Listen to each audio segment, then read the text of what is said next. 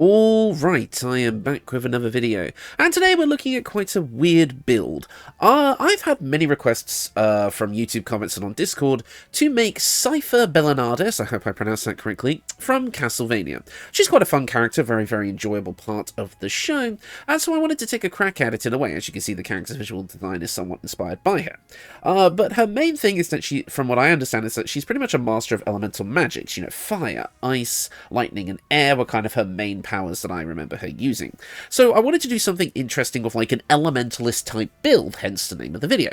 But I wasn't quite sure exactly how to go about it. I've made dedicated pyromancers, I've made cryomancers, I've made like hydromancers even, and like storm-based characters that use lightning and thunder, and all that sort of thing. I tried to use like basically exclusively wind abilities once and it didn't really go well, so I wasn't exactly sure how to make this build interesting and distinct from other things that I've done. Well, there is one way, and that is an older build concept that I never really brought to fruition. And that is the idea of stacking as many elemental buffs and debuffs on a single character as we can. And when I say buffs and debuffs, I mean buffing ourselves and debuffing enemies. Because there's a lot of elemental-based kind of status effects in the game that we can take advantage from. But there was 4 that I wanted to mainly use. Heat, encrusted with frost or chilled for the ice, lightning charges, obviously, and reverberation for thunder. And overall, I found a way to combine them into a build that I'm pretty happy with, and even was able to throw some other status effects into the mix. But I didn't just want to throw on as many different ways of, you know, making these status effects happen as possible, and just getting as many status effects as I could, because usually, most of the time, that creates a very gimmicky build that doesn't really work. But in this case, I think I've managed to do it in a fairly sensible way that actually elevates the build rather than just working towards the gimmick. So I really hope you guys enjoy this one. I think it's actually a very fun build. Maybe the actual build itself, as far as the leveling scheme is concerned, isn't exactly the most complicated thing in the world, but once you actually kind of look at the final product, you'll be able to see where some of the more interesting picks come out, because obviously we're going to want certain spells to be able to trigger certain elemental effects and such like that, and I think some of the spell choices that you'll have access to here will actually be very fun and interesting. So, without further ado, let's get into the build. We're going to be playing as a human today because, again, this build is inspired by Cypher, who is a human. This means you're going to get things like Civil Militia, which is going to give you access to spears, pikes, halberds, and glaives, as well as armor proficiency with light armor and shields. That's not going to come up in this build so much because we actually are going to go straight to heavy armor with this build for a certain reason I'll get into later, but otherwise this is still a nice thing to have in the early game. Moving on, we also get human versatility, giving us an extra skill proficiency, which I'm not going to say no to. For our starting class, we are going to be a Sorcerer today. Being a Sorcerer is going to allow us to have con save proficiency, which is going to help with concentration saving throws, as well as a decent selection of cantrips, of which I am going to want to use, and some decent spells, as well as we're going to be a Storm Sorcerer today. That is my subclass of choice, because that is going to cover a lot of the elemental spells that we're going to want to get in a single grasp, and it's going to give us a lot of abilities that we're going to want. Overall, Storm Sorcerer, I think, works quite well for this build, and I think it makes the most sense overall, at least personally, for what I'm trying to build today. It is going to give us Tempestuous Flight as a subclass feature at level 1, which is going to allow you to, whenever you cast a level 1 or higher spell, you can then fly as a bonus action without receiving opportunity attacks. I mean, that, in my opinion, kind of covers the wind magic aspect of things a little bit, allowing you to gain basically like a small flight, or like the kind of the slow descent hover ability that a lot of these kind of elementalist casters will use. So I don't know, it just felt right at home here, so I wanted to use it. As for our cantrips, we've got an interesting selection here. Yes, I'm using the Mistress Spell mod, and yes, you should be too. It's available on all platforms, so there's no reason not to take it, and it adds a ton of interesting, balanced, and fun spells from tabletop to the game, so I recommend it for all playthroughs. But there are a few select spells that I'm going to want to grab. First up, Firebolt, being our basic main damage cantrip that we're going to want for this build. Next up, Ray of Frost, to do ice damage, which is going to obviously trigger effects, similar to Firebolt for our heat effect, as well as being able to reduce a target's movement speed in exchange for a slight bump down on the damage die. We're also going to take Gust to be our wind cantrip, which allows us to create a small blast of air that can push targets up to 5 meters away, so we get a little bit of battlefield control. But finally, our cantrip of choice, you may have seen I had Lightning Lure originally, and you can take that if you want to. It's a very solid lightning cantrip. But for us, we actually need, and this is going to sound weird, we're going to need the light cantrip. First of all, we don't have dark vision, so as a human, that actually does kind of work, but this is actually going to synergize with some abilities that we're going to be getting later, so it may seem like a strange choice, but stick around to see why. And also for our spell choice, I mean, I think these are pretty obvious. We're going to definitely want Chromatic Orb, because it's a one-stop shop for every possible element we could need in an upcastable spell. It starts off with basic thunder damage with 3d8 thunder, but we can choose different element types. Fire, ice, lightning, it's all here. It'll bump down the damage die a little bit, but it will also create surface effects when launched. So fire can create a puddle of fire, you know, stuff like that, right? So it's actually a very, very interesting spell to have, so I absolutely recommend keeping it in our inventory so we can trigger all of our status effects with a single spell. We're also going to be taking shield, because you have to take shield on every build. Come on, it's just too good. By the time we're done with this build, shield will give us an armor class of 24, I believe, which is pretty darn good, so we're definitely going to want to have that around. We've already gone over the subclass, so our ability scores. Fairly standard sorcerer spread here, nothing really too interesting here. Strength is at 8, we don't need it. Dexterity is at 14, because that is the basic that's like kind of the base level dex that I would want for this build. Although we are wearing heavy armor, so if you don't care about like having a kind of middling initiative score, I would say you can bump that down to a 10 and put that into intelligence or wisdom, entirely up to you. Constitution is at 16. I think this is a pretty solid number for our whole build. We don't really need to go beyond that. Intelligence is at 8. We don't need it. Wisdom is at 10, because we actually do need it to be at 10 at least, just to kind of help us out with some stuff that I'll get to in a minute. And finally, Charisma is at 17, because we'll bump this up with a half feat later. This build has 2 feats, by the way, so we definitely want to make sure that we're at least getting our main stat to 18, because one of the feats we'll be taking with this build does not boost a stat, so we're going to want to make sure we get that in there. Next up, for our skill proficiencies, it's a take whatever you like kind of situation. It really doesn't matter. For my sorcerer proficiencies, I'm going with Arcana and Deception. For my background, I went with Persuasion and Insight from Guild Artisan. I just felt kind of right for this build. And finally, for our human proficiency, it's up to you what you want to take. I liked taking Sleight of Hand, though. It felt very spellcastery to have dexterous hand movements and being able to perform kind of tricks with your hands, because, you know, that's how you like kind of cast your spells. I remember Cypher in the cartoon anime, well, I guess both kind of make sense. She definitely did a lot of complex hand motions to be able to cast her spells, kind of like you do with it was spell casting in, you know, some settings, so I thought it might make sense to have it here. You get the point. Flashy hand movements cast your spells, so you're good at sleight of hand. That's what I was trying to get at. Now, at level 2, we're going to be taking a quick multi-classing dip. Now, it's up to you if you want to take this dip now or a bit later into the build, but I'm going to take it now just to show it off. We're going to be doing a quick multi-class dip into Cleric. Surprise, surprise. Cleric is going to give us a lot of stuff. Mainly, I needed a way to get heavy armor proficiency on this build, and Cleric felt like the best way to do it, because we're not going to sacrifice any spell slots in the long run. We'll still have a level 6 spell slot by the end of the build, as well as we'll be able to get a few other benefits that are going to really help this build in the long run. So we're going to go with Cleric today, but it's entirely up to you if you would rather go for something like Fighter instead, if you'd rather have maybe Action Surge, because we're going to take a 2-level dip here. So anything that gives you heavy armor will work. You can even go Paladin if you want to do some like Thunderous Smites or something, which could be pretty fun, but it's not really my cup of tea for this build. So I'm going to be going with Cleric today. This is going to allow us to choose 3 cantrips. I would just recommend taking utility cantrips since our wisdom is rather low. That gives us access to resistance, guidance, and thaumaturgy for a bunch of useful social checks. Next up, our subclass, and you have a couple of choices here in my opinion. I think Knowledge, Light, and Tempest all work for this build. Knowledge is obviously a very solid class to pick. It would give you access to a few different spells and also the ability to gain proficiency in a bunch of skills, so if you want to play more of a smart spellcaster, this could be the way to go. Light Domain would give you access to pyromancy stuff and Warding Flare, allowing you to use your reaction to impose disadvantage on someone who attacks you, with no real limit on that ability, so it can be very fun. But I went with Tempest, because I don't remember if I've ever properly done this on the channel, but yes, Storm Sorcerer and Tempest Domain Cleric are very, very powerful together, so I wanted to kind of keep the theme going here, but of course, you could basically pick any Cleric Domain that's going to give you heavy armor, which I'm not sure if Knowledge does. Actually, Knowledge doesn't. Whoops. Nor does Light. Whoops, yeah, you kind of need Tempest. Ignore me. I'm recording this after I've been ill for a few days, and I'm still very ill if you couldn't tell by my voice, so my brain's probably a bit bleh. So, forgive me. But yes, Tempest is going to give us access to heavy armor, which is what we're mainly here for, but it also does give you martial weapons, which is nice, but we're not using them on this build. You're going to get 3 domain spells here if you have the Mistress spell mod installed, otherwise you would only get 2. We're going to get Thunderwave, which I do want for this build, but we're not really going to use it from this class. Fog Cloud, which definitely fits within the kind of the air magic theme in my opinion, so I'm quite happy to have that here. And Zephyr Strike, allowing you to move like the wind and no longer provoke opportunity attacks. Before the spell ends, you can perform Zephyr Attack once. Zephyr Attack is performed with advantage and deals an additional 1d8 force damage. So overall it's pretty cool. But our subclass feature is Wrath of the Storm, allowing us to, as a reaction, strike back against an attacking creature, dealing 2d16 lightning or 2d16 thunder damage.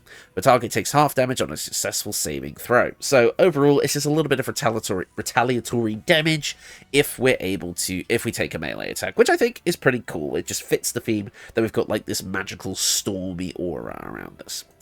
For your deity, you can pick whoever you like, it really doesn't matter. I don't know who would fit this build well, maybe Mistra or Ogma probably, or Bool, if you have the Kuatoa mod installed, which is also available on all platforms, so if you want to make this build a Kuatoa, go right at it, it would probably feel quite at home. Or you could pick an unknown god. I don't know what mod did that, but we're going to ignore it for now. I'm going to go with Mistra. Next up, for our abilities, we do gain a couple of extra ones. It's going to go us from religion and medicine, so why not? Also, you do get to prepare a spell at this level, and I'm going to recommend grabbing Create or Destroy Water. It fits the theme of the build, and is going to enable us to make our enemies vulnerable to both lightning and cold damage, and allows us to create icy or electric surfaces by using those spells in conjunction with the water we create. So overall, it's a great utility spell that I love to have on this build. Now, if you just want to take a level 1 dip into Cleric and just leave it, that's absolutely fine, because you'd still gain all of the main benefits that we're going for, and with your Sorcerer levels, you'd be able to obtain a level 6 spell, which would definitely feel nice on this build, something like Chain Lightning. But you don't have to go for that. In fact, I quite like going to level 2 of Cleric to gain Destructive Wrath, which allows us to use our Channel Divinity feature to deal maximum damage with a Thunder or Lightning spell. So we get to go for that one big nuke. Yes, this is an extremely common build that a lot of people have used, but that's because it is very powerful. But because it's so commonly used, I kind of avoided making this build on the channel. But hey, it's here now, so we're going to make use of it. I mean, I'm a year and a half into this, might as well just start doing everything. So yeah, we'll go to level 2 for Destructive Wrath, but it's entirely optional. This also does allow us though to grab another prepared spell, and which of course, we're going to grab Sanctuary, because it's one of the most broken spells in the game. You basically just get to say, no, I don't feel like being hit by attacks today, which allows you to set up without having to worry, allows you to heal yourself without having to worry. As long as you don't attack back, the spell won't end for another 10 turns, and it can be quickly cast as a bonus action. So overall, I think these two spells as utility spells for this build are perfect. Moving on to total level 4, we're going to jump back over to Sorcerer, and we're going to stay there. Level 2 of Sorcerer is going to give us Meta Magic, allowing us to choose 2 Meta Magic options. I say I'm going to go with Twin Dispel, and I would say Careful Spell as well. We're going to have a lot of AoE evocation spells, so Careful Spells is going to help us make it so that our allies aren't going to suffer the full effect of our spells, and Twin Spells is always great for just targeting 2 creatures.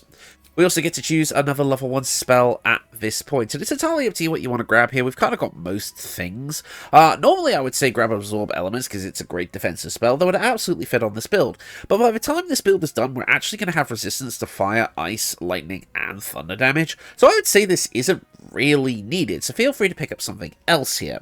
I would say Featherfall actually feels on theme for this build and is a great utility spell that works for the whole party, so I would pick that up so you're a bit more of a team player. Moving on to Sorcerer level 3, we gain access to level 2 spells, and at this point we are just taking as many big blaster spells as we can that kind of fit our general theme. So we're going to want some powerful fire spells to be able to trigger heat, so something like Scorching Ray is going to go great here. We also do get to choose another Meta Magic option, and of course I'm going with Quicken Spell, why wouldn't I? Moving on to level 4, we gain access to another cantrip. This is probably where I would pick up Lightning Lure or Shocking Grasp, so we have a consistent source of lightning damage. Moving on, we do get to choose another spell at this point, and I do like the idea of having a big AoE Thunder spell, so let's grab Shatter to be able to do a big AoE Thunder damage spell. Don't know why I just said basically the same thing twice, but here we are. My disease-addled brain is mulling through this. Anyways, moving on, we're going to be choosing our first feat of the build, and this one might seem a bit weird, but we are going with dual wielder.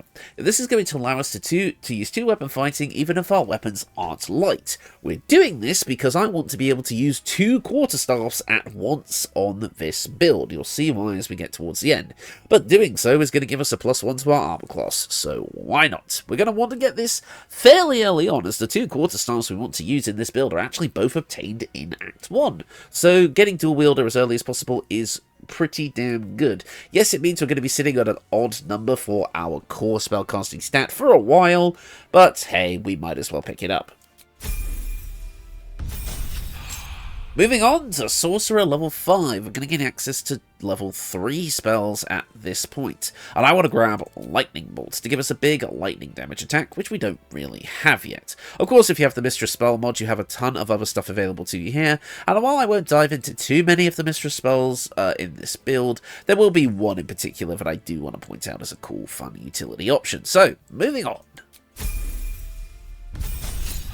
At level 6, we're going to get all of the amazing Storm Sorcerer features. We're going to gain resistance to lightning and thunder damage, which is awesome, as well as Heart of the Storm. Whenever a spell of level 1 or higher deals lightning or thunder damage, you cause a small local storm. All enemies within 6 meters will take 3 lightning or 3 thunder damage, depending on the type of spell that you cast. Very, very cool extra feature, just puts more damage into our damage. But we are also getting a bunch of spells. We get Cool Lightning, normally reserved for druids, which is very nice. It's another lightning damage option. Sleet Storm for a big ice storm that can disrupt the concentration of spellcasters and create ice surfaces. Gust of Wind, so wind magic, which is nice, allowing us to push creatures and knock them off balance. Create or Destroy Water is also obtained at this level, so now we can take it off of our Cleric spell list and put something else on, like a healing spell.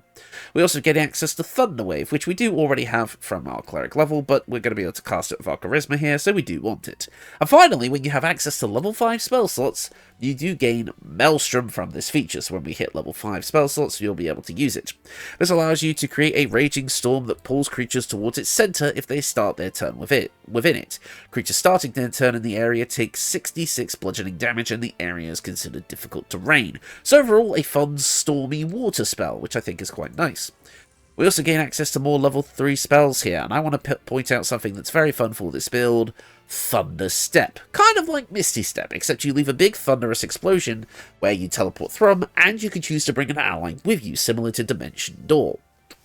Overall, very fun spell to use, so I want to pick it up here. It fits the build way too well. Moving on to level 7 of Sorcerer, we're going to gain more sorcery points as well as level 4 spells, and of course I want to grab Ice Storm for a big ice damage spell. At Sorcerer level 8, we do get to choose another spell, and I'm going to go back to level 3 here and grab Fireball, because it's Fireball. We're making an Elementalist build. Our Fireball is too iconic not to grab. We're also going to get our final feat of the build here, so of course we're going to scroll all the way down to the Tasha's Feats, available on all platforms, and we could choose one of the half feats. Now, it's entirely up to you really what you want to grab here. Fey Touch would make a ton of sense, getting Misty Step, as well as another divination or enchantment spell of your choice. You know, you've got quite a lot of options here, so you've got a few fun things to work with. You could go with Shadow Touch to pick up invisibility, or one of these spells that you see here. Telekinetic also, in my opinion, works really well, because we have a lot of area of effect spells, and we can create a lot of like traps and such. If you take Wall of Fire or something on this build, you'll have access to that as well. But there's things like we're going to be creating ice and lightning surfaces, so being able to push our enemies into those surfaces is actually going to feel really nice on this build. So I would actually recommend taking this, but obviously Fey Touched also works really well. But I did use Telekinetic in my testing, and it did actually have quite a few use cases for taking advantage of the terrain that we'll be creating. So I quite like picking that up here and bumping up our Charisma. At Sorcerer level 9, we're going to gain access to level 5 spells, which means we can now use Maelstrom from our earlier feature. Also, we gain access to a bunch of other spells as well. Cone of Cold is going to be a powerful ice spell, but we already have Ice Storm, so I feel like those overlap a bit, so you might not want to take Cone of Cold here. Wall of Fire is another fun concentration option if you want to do some battlefield control. Fire Shield is added thanks to the 1D&D spell list revisions mod, available on all platforms and linked in the description below, which which would be a very thematic option for this build, so I would actually probably end up taking that.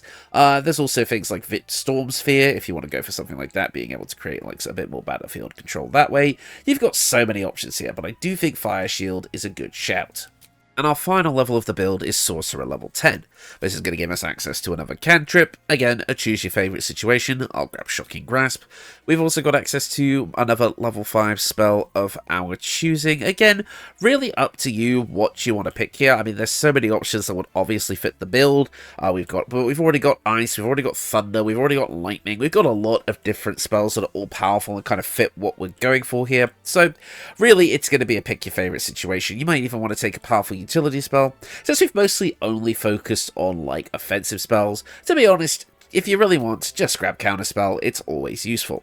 Also, we could pick up another meta magic option here, and I'm going to grab Heightened Spell to give targets disadvantage on saving throws against things like Fireball and such like that. A lot of our big powerful spells have saving throws, so this, in my opinion, is a very good option. And that is the build. Overall, what you're going to be getting out of this is a ton of power that is spread across 4 different elements. You're going to have options for pretty much every encounter. Most things that resist one of our elements won't be able to resist another. But of course, this has all just been a pretty standard build, mostly Storm Sorcerer with a bit of Tempest Cleric. Obviously, the main draw of this build is the equipment. So, let's get straight into it to see how we're going to make use of all of our different status effects. First up, for our weapons, because we're dual wielding, like I said, we get to use 2 quarterstaffs at once. The first one being the Morning Frost. The Morning Frost allows you to, whenever you deal cold damage, you also deal an additional 1 cold damage. 1 damage is better than 0.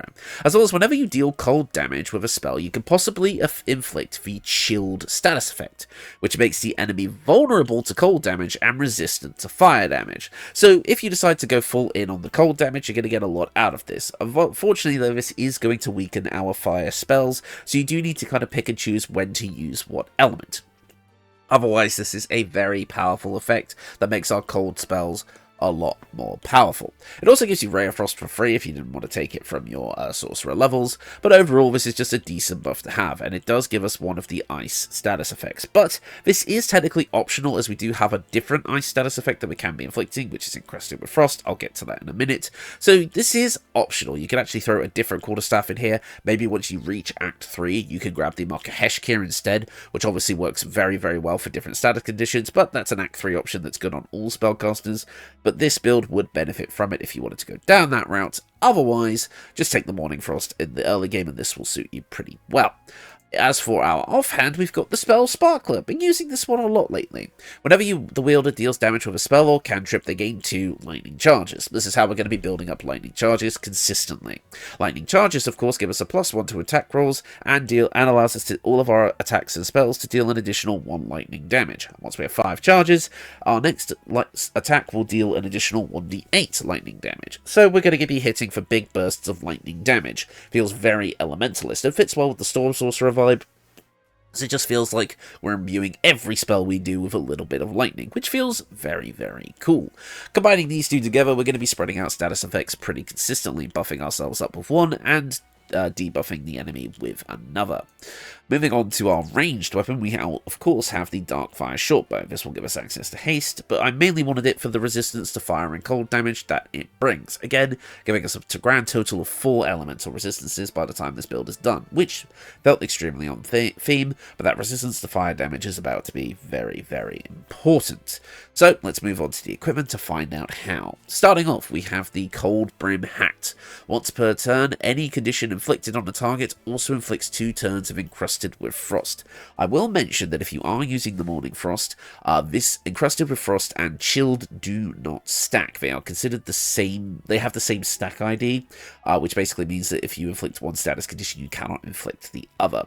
So Chilled and Encrusted with Frost are kind of considered the same in that regard. So while Chilled gives vulnerability to cold damage, Encrusted with Frost makes it so the target has disadvantage on dexterity saving throws, which means it'll suddenly be easier to hit things like Fireball, for example. But also, when there are 7 or more turns remaining, the entity must succeed a Constitution saving throw or take 1d4 cold damage and become frozen. On a successful save, it only takes half damage, and afterwards the frost goes away. This condition is removed by burning. Not necessarily fire damage, but the burning condition. More on that in a minute. But if an enemy is frozen, the affected target is utterly enameled in ice and is considered incapacitated. And if it is dealt bludgeoning, thunder, or force damage, the ice shatters. But they also become vulnerable to those damage types, which is interesting. So overall, it can be a pretty debilitating effect that can synergize with the build. Again, because you kind of have to choose between chilled and encrusted with frost, it can be a bit picky with like what you want to do on this build. But because they have different activation conditions, again, any condition inflicted on a target will inflict encrusted with frost. Again, that means any of the other things that we do. You'll probably have this off just as much as chilled, if not more. And in fact, you can inflict encrusted with frost to one enemy and chilled to another in the same breath, depending on if you use a big AoE attack like Ice Storm. So you actually will be able to spread the love a bit with the various different status conditions. So despite the fact that there may seem to be a bit of anti-synergy with them on this build, with the big AoE attacks that we have, you can actually apply both across different enemies. So they do work together in an odd sort of way. Moving on to our cloak, this is kind of just here to be here, but it allows us to gain the burning condition, which is just another status condition we can apply. Anyone who attacks us within 2 meters will receive it, meaning that they'll take a bit of fire damage every turn.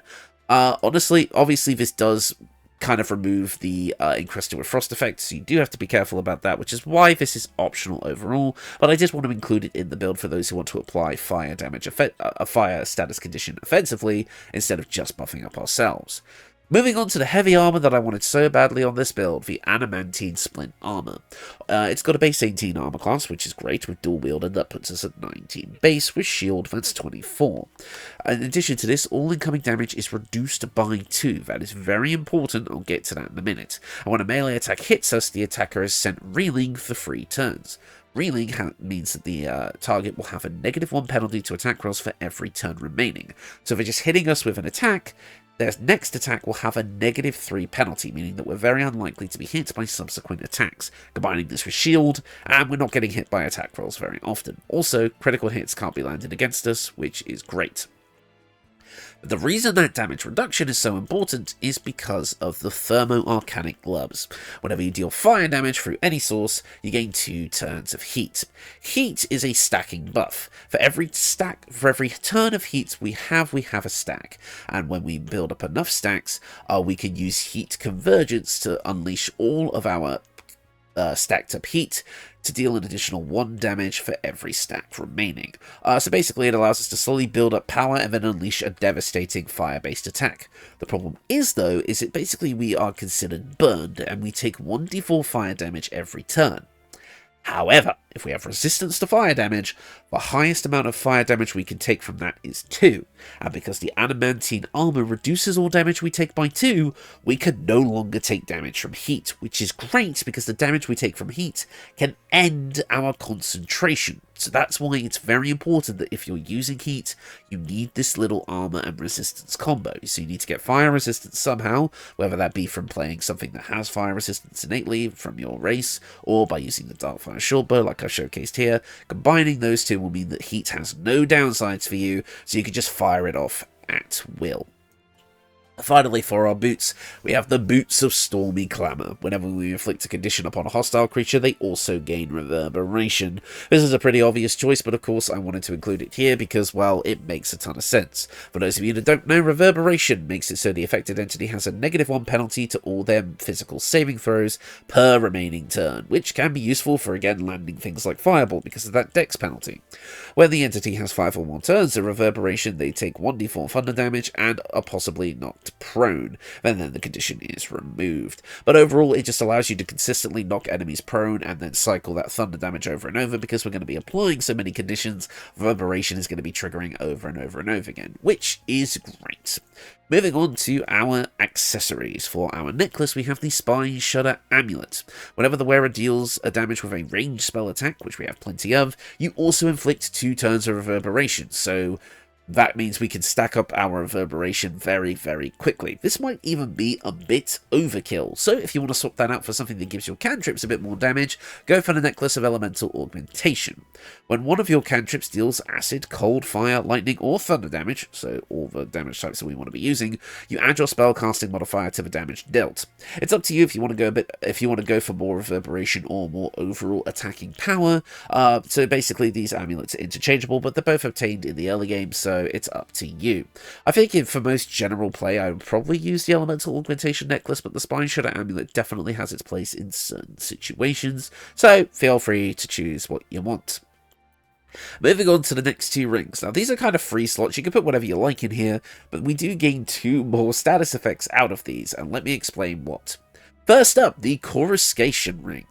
When the wearer deals spell damage while illuminated by a light source, they also inflict Radiating Orb for 2 turns. This is another status condition, which causes the affected entity to have a -1 to attack rolls for each remaining turn. It also sheds a bright light in the area surrounding it. This duration of this reduces by 2 each time the entity makes an attack. Combining this with Reeling and Shield, you're basically never going to get hit. But the funny thing is this is why we needed the Light cantrip. So long as we cast Light on ourselves, we are constantly illuminated no matter the situation, which means the Coruscation Ring will always go off. In the combat footage that you would have seen, we were fighting in the daytime, so we were always illuminated, so that didn't matter. But if you're fighting underground in darker areas, you will need the Light cantrip to make sure this gets off consistently. But if you don't care about this, you can swap it out for something else.